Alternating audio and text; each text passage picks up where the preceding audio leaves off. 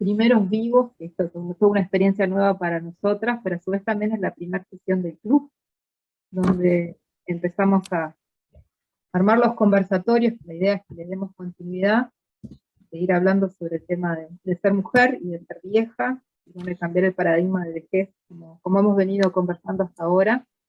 Y para este primer vivo contamos con Elenota como invitada, es algo que para nosotros es muy lindo porque, aunque a ella no le gusta tanto que lo digamos así, pero para nosotras es una referente del feminismo y de ser vieja y el de defender determinados derechos de las mujeres, y que nos parece que está buenísimo poder dar un espacio para conversar, intercambiar y para hacerte algunas preguntas, Elenota.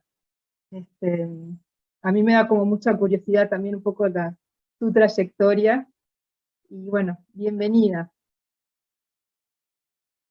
Nos acompañan también algunas de las compañeras del club.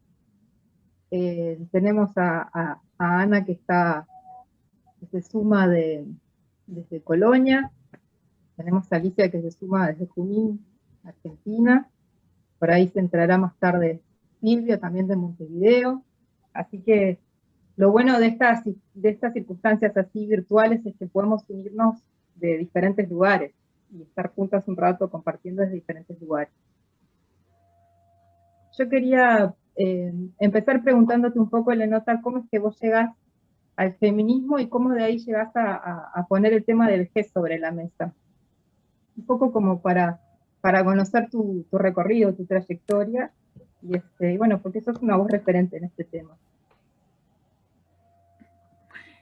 Sí, referente o testigo o qué sé yo, ¿no? Primero, muchísimas gracias por invitarme y sobre todo esta inauguración que están haciendo ustedes de ECATE, me encanta, me parece muy importante poder hablar fuera de armazones, de institutos, de grandes cosas que son muy interesantes y muy imprescindibles, por supuesto, pero que también es bueno poder hablar mano a mano de lo que uno quiere. Tú me preguntás sobre mi etapa feminista, y yo te voy a empezar por mi etapa de vejez, porque a esta altura de mi vida pienso que como que feminista fui toda la vida, y no es verdad. Así, no es verdad que yo me definiera feminista, en fin, para nada. Fue colectivo. Cuando yo dije sí soy feminista, fue un momento en el que pudimos hablar un grupo de mujeres, pudimos intercambiar, y una cosa que parece una frase hecha, pero para mí es profundamente verdadera, es que no estamos solas. No estábamos solas, estábamos antes solas y por supuesto en sociedad, viviendo como cada una pudiera, pero el hecho de juntarme con otras mujeres que también estaban en ese principio, en ese inicio de saber bien qué pensábamos, por qué no, porque sí, porque la maternidad será obligatoria. ¿Qué pasa? Obligatoria no era, por supuesto, pero digo, socialmente era un mandato. ¿Qué pasa con la prostitución? ¿Son realmente mujeres prostitutas? ¿Se prostituyen su cuerpo, sí o no? ¿O son trabajadoras sexuales? Tema que todavía está en el tapete, pero que era bueno encararlo. Fue muy bueno lo que en alguna manera nosotros pensamos, nombrar la realidad es poseerla, porque la verdad de las verdades es que hasta hace un siglo aproximadamente, las palabras, los conceptos, los definían los varones, los hombres, lo definieron, hicieron el diccionario, marcaron las palabras, qué era y qué no era, prácticamente qué estaba bien y qué no. Era como una especie de trampa en alguna manera, porque una parte, la mitad de la sociedad, definía qué era qué, y la otra parte oía, aceptaba, rabiaba o no. Pero cuando nos juntamos, y ahí viene la importancia del feminismo, para mí, ¿no? La importancia de lo colectivo. Juntas pensábamos muy bien, juntas podíamos hablar y saber que no estábamos solas, sobre todo eso fue una cosa muy importante. Hubo descubrimientos, pero ¿cómo? ¿A vos te pasó lo mismo? ¿Pero cómo? Pero, bueno, y entonces las ideas como se alborotaban y se multiplicaban, porque sí, porque estábamos conversando, base de la humanidad, hablar. Totalmente. En eso también tú siempre decís que las feministas estaban como preparadas para la vejez porque justamente supieron anteponerse sus derechos y supieron nombrar las cosas. Es un poco ahí a donde vas. Sí, es verdad eso, porque ser feminista te hace, ya no me veo la cara ni sé dónde estoy, pero no importa, me oyen igual, ¿no? Sí, fíjate si se fue para abajo la imagen. Era yo para abajo, no sé dónde, no soy muy hábil con estas cosas. Bueno, la cuestión es verdad lo que decís, porque al ser feministas te enfrentaste con una cantidad de transformaciones, de transgresiones sobre todo. La sociedad impone muchas cosas, ha impuesto horrores a las mujeres, ¿verdad? Que no que no pudieran estudiar, que no pudieran vestirse de una manera libre, que, en fin, los mandatos fueron terribles, que tuvieran tantos hijos, o qué sé yo, etcétera, etcétera, lo que más o menos todas sabemos. Entonces, el aprendizaje de la transgresión era muy importante al ser feminista, ¿no? Habías aprendido que se podía decir que no, que podías cuestionar, pensar de otra manera. Entonces, yo puntualmente hicimos un taller en el Encuentro Feminista de Bogotá. No sé si ustedes siguen, los encuentros feministas son cada 2 años, bueno, ahora no sé, se cortó. Pero en Bogotá, que fue en el 2010, se hizo un encuentro feminista muy interesante en muchos sentidos, y se armó un taller, armé con otras compañeras en el momento, un taller que se llamaba algo así como Viejas son las otras, remedando a Simone de Beauvoir cuando habla de que las mujeres son el otro, son la otra del otro. ¿Quién es el otro? El sujeto varón, el que, como decíamos hace un momento, había determinado la vida y la muerte y la felicidad y lo que debía ser, el statu quo, que por supuesto se alía con todos los otros poderes, con los otros P con mayúscula de poder, el ejército, la iglesia, los poderes políticos, que siguen más o menos en la proporción de la participación de las mujeres, por más paritarias que traten. Ahora Chile está tratando de hacer una constitución paritaria. ¿Lo logrará? Puede ser, ojalá que sí. Lo hizo Ecuador hace unos cuantos años, lo hizo también Bolivia. Sin embargo, no han cambiado sustancialmente sus conformaciones sociales, porque por más que haya mujeres, vienen las otras cosas, hasta qué punto las oyen, hasta qué punto, bueno, lo que más o menos sabemos. Bueno, pero ese taller en Bogotá fue muy importante para mí porque ya era vieja, ya estaba en ejercicio, y entonces empecé a verme a mí misma, empecé a verme y a ver qué era lo que nos podía detener, porque ganas de hacer cosas teníamos, el grupo que nos juntamos en esa oportunidad. Y empezamos a estudiar cuidadosamente los miedos y las culpas, que son prácticamente dos cosas que marcan mucho la... Espera, me quiero encontrar porque yo prefiero hablar y verme. Sí, ver. Pero no sé para dónde romper. Estoy frente a unas imágenes mías, a un álbum mío que no sé por dónde salió. Fíjate abajo donde está la camarita azul, la camarita blanca con un fondo. Pero estoy con una pantalla ajena totalmente. La voy a cerrar, espérate, voy a abortar. Ahora, eso siempre. Entonces, ¿quiénes éramos nosotros, no?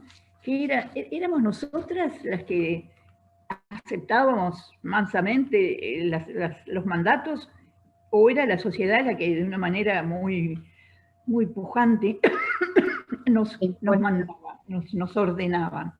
Y en esa disyuntiva y en esa correlación está lo que somos, en el fondo, de las dos maneras. Sí. Porque si empezamos a pensar los miedos son para mí un gran poder de la sociedad para paralizar, para detener. ¿Y miedo a qué? Miedo a que estemos bien, ojo, nadie quiere nuestro daño, no. Para que mamá esté bien hay que se quede quietita, que no tenga riesgos de ningún orden, que no salga tanto, que no salga de noche, que no salga con sus amigas, que no salga, etcétera, etcétera. Vienen un conjunto de cosas y ojo, que es recíproco, porque nosotras aceptamos, o no nosotras en particular, pero muchas viejas que no se han preparado para hacerlo, que en sus vidas no han elaborado ese rechazo a las órdenes, que no es necesariamente revolucionario. Sí, el feminismo es revolucionario, pero lento, vamos despacito, no hemos matado a nadie, está todo bien, ¿no? A veces yo me río porque a veces le dicen a las chiquilinas, sos fascista, sos feminazi. Yo digo, pero más pobres, chiquilinas, lo más que hacen es salir a la calle. Alguna tiró un tarro de pintura que se lavó al día siguiente y salió. En fin, y eso no es violencia, es simplemente expresión de alegría, de ganas de probar lo que sos, etcétera, etcétera. Bueno, entonces empezamos a trabajar sobre los miedos. Y la verdad que estudiando un poco la cultura en general, así con mayúsculas, lo que se han especializado los grandes genios varones ha sido de denostarnos. Las mujeres en la literatura, bueno, vamos a empezar por los cuentos infantiles. Yo no querría ser la suegra de Blancanieves, una madrastra, la perversa, asesina, ególatra, espejito, espejito, ¿quién es la más linda del reino? Competitiva, es decir, ¿viste? Todos los males que se pueden juntar para que una mujer sea la bruja, la mala, la madrastra, ya ha pasado a ser prácticamente un adjetivo. Siempre es mala, fea, vieja, etc. Y cuando digo viejo, en esa época, vieja sería 40 años, no importa, la relatividad de las edades no interesan. Para su sociedad ya había cumplido el ciclo, estaba desesperada porque su hija o hijastra no la destrone del supuesto trono. No la destrone, no ser destronada por la nueva generación, supuestamente. Claro, destronada, exacto. Entonces, bueno, eso como ejemplo, pero seguí los cuentos de niños son más bien de terror en el rol de las mujeres, o bobas, o engañadas, o... Están esperando pacientes a que un hombre las venga a despertar. Eso, el otro, el príncipe azul. Entonces las mujeres hemos esperado eso, que el príncipe azul, que además es varón, es alto y es rico, supongo, porque viene a caballo en medios de transporte que no son colectivos, viene solo. Pero sí, pero es varón, que también eso es otro de los guetos, ¿no? El miedo a la homosexualidad, por ejemplo, que todavía sigue como un mandato muy fuerte. ¿Y qué? Dos personas que se aman, por favor. Es como el cuento al revés. El amor nunca es malo. ¿Qué tiene que ver que sean dos del mismo sexo? Nada que ver, nada. Bueno, y no te hablo de los trans, etcétera, etcétera, de todas las libertades físicas y sobre todo psíquicas que hay y que bienvenidas. Pero cuando hablo de la sexualidad, hablo también del racismo, puesto que una mujer negra no es lo mismo que una mujer blanca. En el encuentro feminista, pero ya en estoy refiriéndome al que hubo en Montevideo en 2018, creo, una cosa así, el último que fue. Sí. Una brasilera, Juma Schumacher, hizo un taller muy interesante sobre el racismo.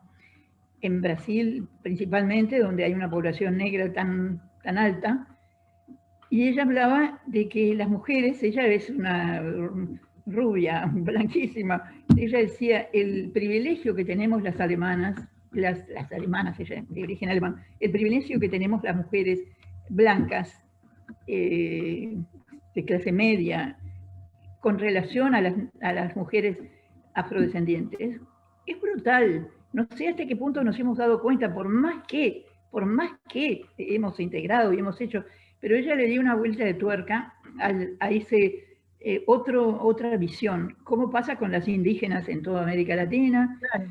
Y ahí también, eso lo podemos traer justamente al tema de las mujeres, de las viejas, ¿no? Porque tenemos también esa doble discriminación de ser mujer por un lado, pero a su vez el edadismo y la discriminación por la edad. Sí, hay una americana, Barbara Myers, que acuñó el edadismo o algo así, el aging en inglés, que significa edadismo, es como racismo, ¿no? Es una expresión peyorativa que pone a las mujeres viejas en otro lugar. Y te diré una cosa, que no necesitamos tampoco mucho más que eso. Cuando vimos a Cristina Lagarde, la ex directora del Banco Mundial, decir la famosa frase que después dijo que no dijo, pero sí dijo, diciendo que bueno, que la población vieja era un peso para la economía, la economía que parece que está primando en el mundo. Bueno, entonces ella tuvo que desdecirse de esa frase, pero en todo caso es difícil porque es un concepto, no es ni siquiera una frase, ¿no? Se piensa en economía. No, es un concepto, y ahí también con respecto al tema de la edad, como dicen también en el movimiento argentino, en la Revolución de las Viejas, y habla Gaby Cerruti cuando escribe en su libro, y me parece que eso es muy pertinente. En realidad, la sociedad te posiciona en una edad, y en el momento de posicionarte en ese lugar, dice, vos dejás de servir, pasás a ser un ser pasivo. Sí. No puedes ser productivo, y entonces empieza como ese miedo en la sociedad en que vivimos, en que sos una carga para la sociedad. Y todo lo contrario. Y ahí vienen las otras culpas, ¿no? Porque el miedo está concatenado con la culpa, pero cuando una mujer vieja que tiene que ir a vivir a casa de sus hijos, por ejemplo, lo que es humano y natural, hoy en día hay las casas de salud que son tremendas, que empezaron en el siglo XIX, en el cambio de la sociedad, pero bueno, ese sería otro tema.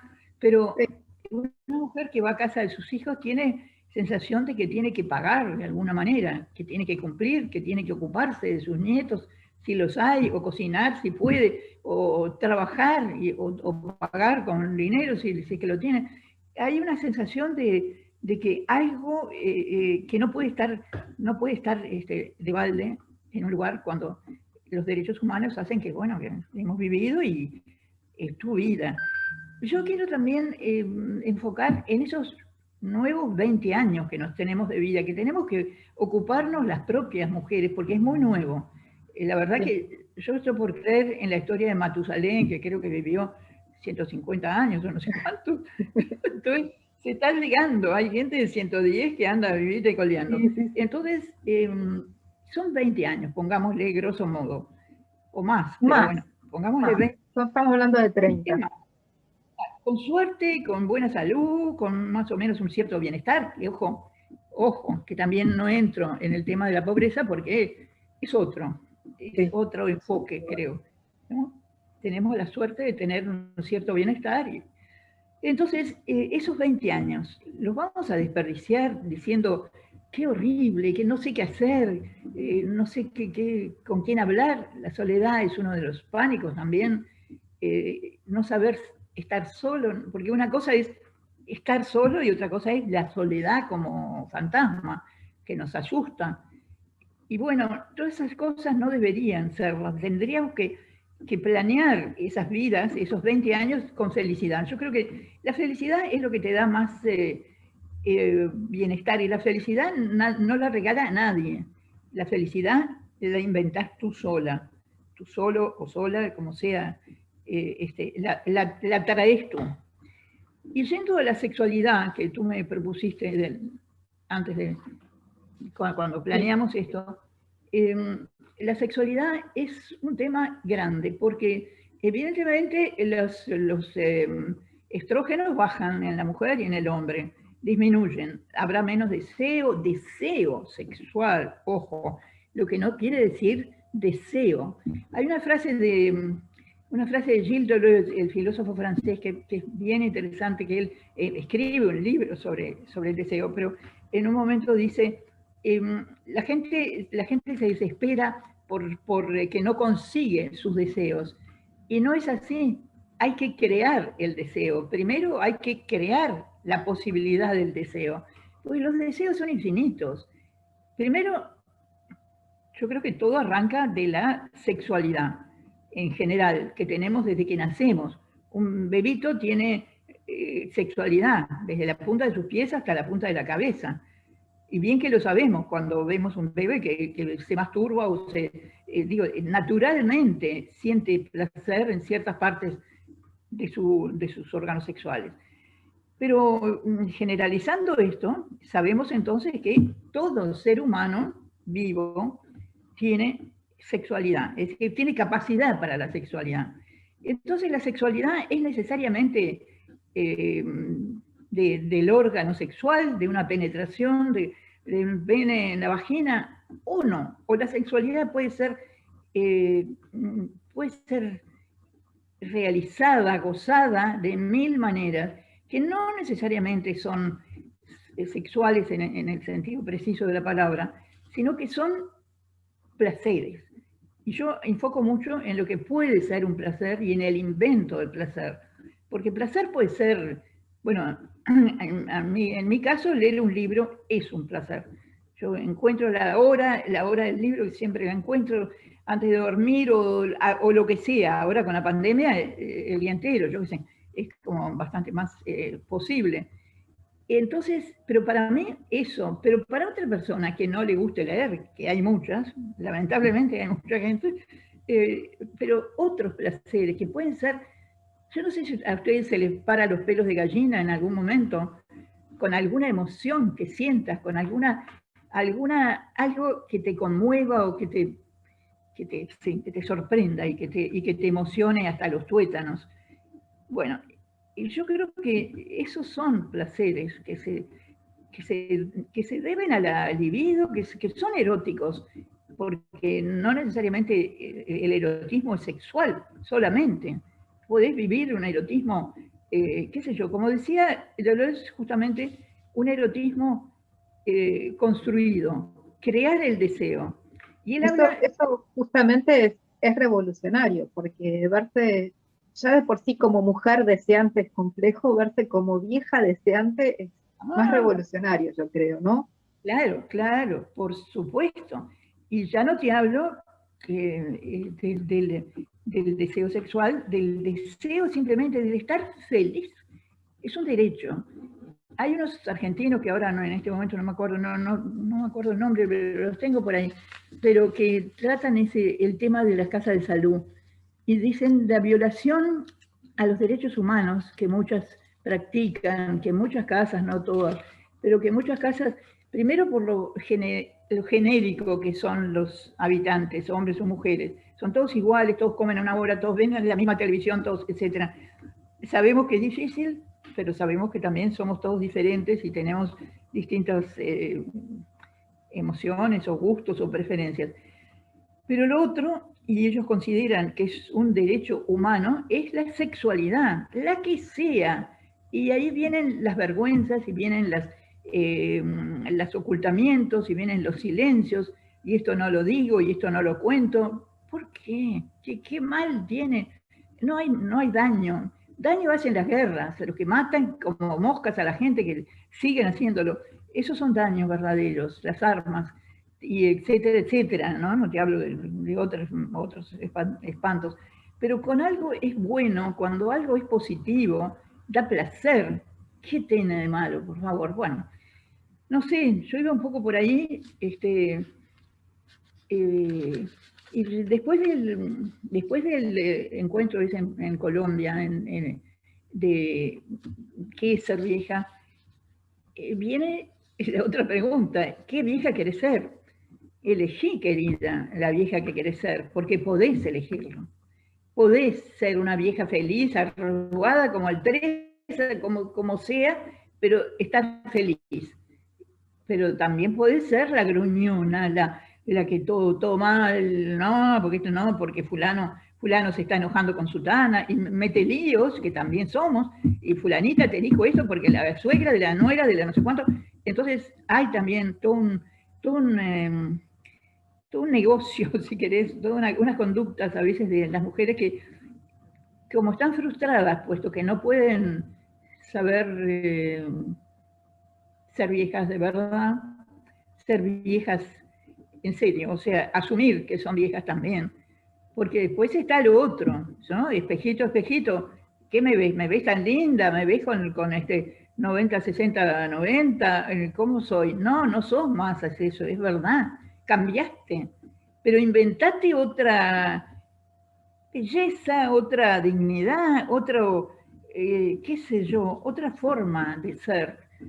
Yo no sé, yo creo que se puede. A veces pienso que es difícil, pero hay que pelearla, porque además, ojo, todos los cambios se pagan.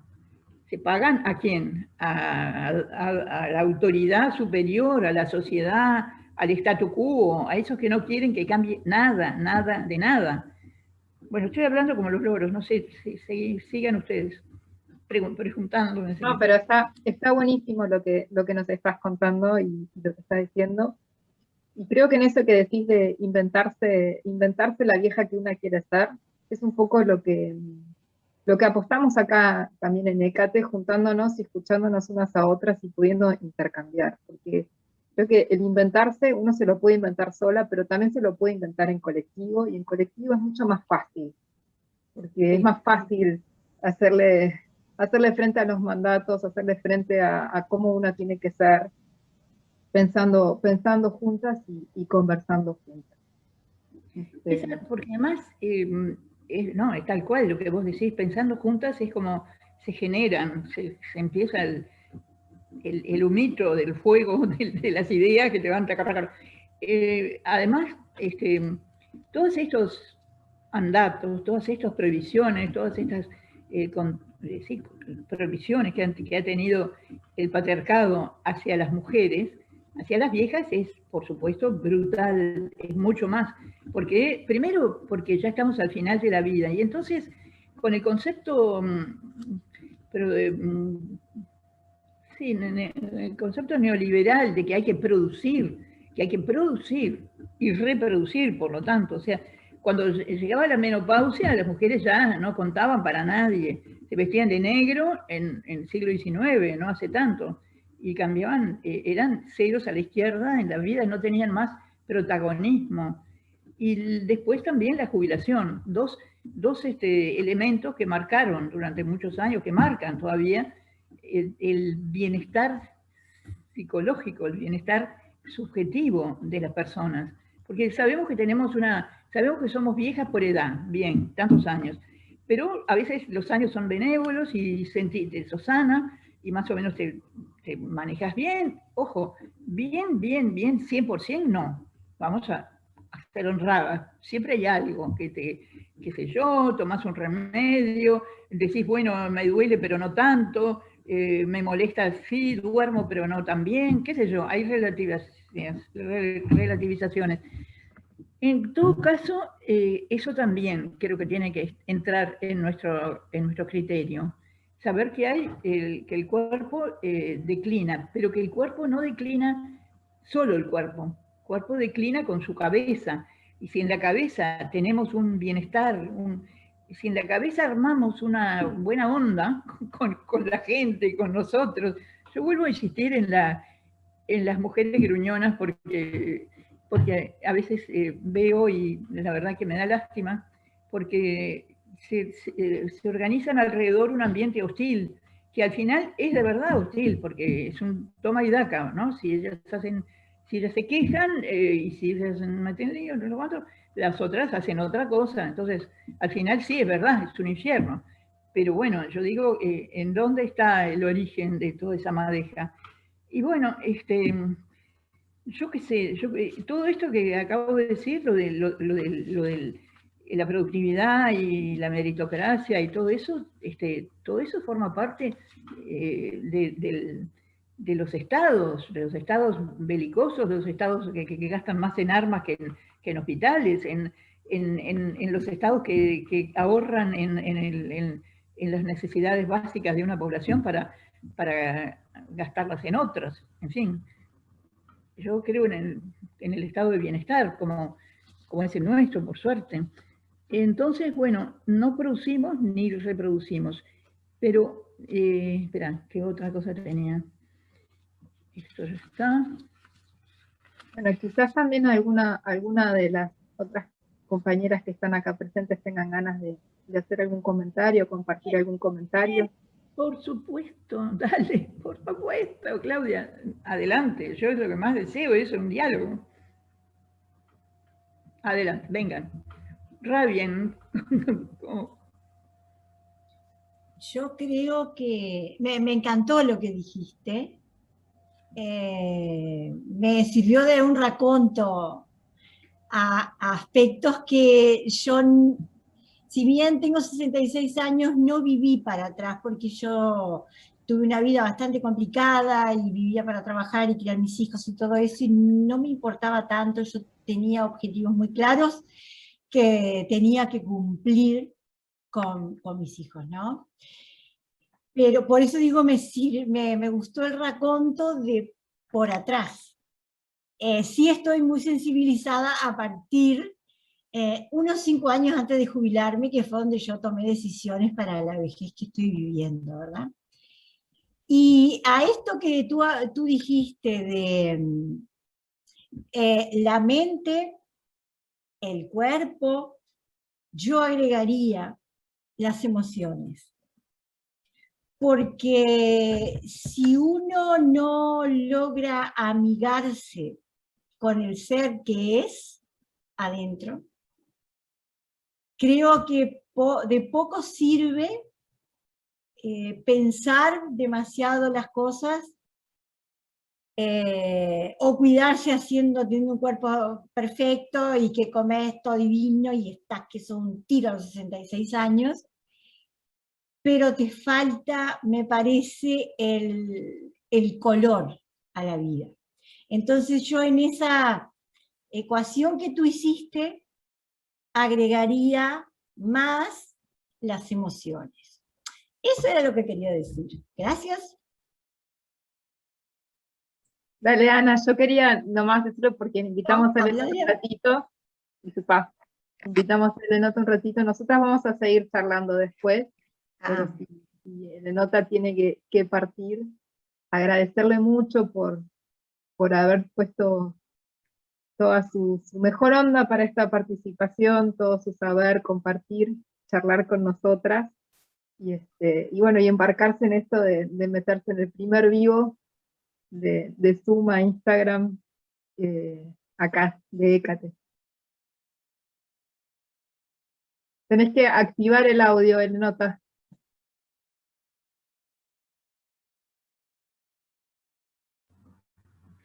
No, te quería decir a Ana, cuando hablaste de las emociones, por supuesto que son el alma mater de todo esto que estamos hablando.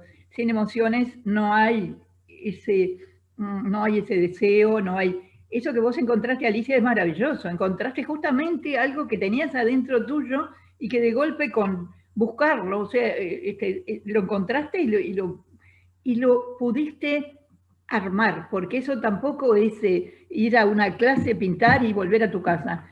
No, en tu cabeza, en tus emociones, en tus pensamientos, en lo que fuera, vos estuviste creando ese deseo, lo supiste hacer, eso, y eso es lo que falta tantas veces. Tenemos al borde de la vida 85.000 cosas que nos pueden gustar y la gente pasa por alto. Bueno, perdón, me despido porque ustedes siguen en charla. Con muchísimo gusto, muchas gracias, Claudia, y hasta la próxima. Chao. Muchas gracias. Chao. Gracias. Chao.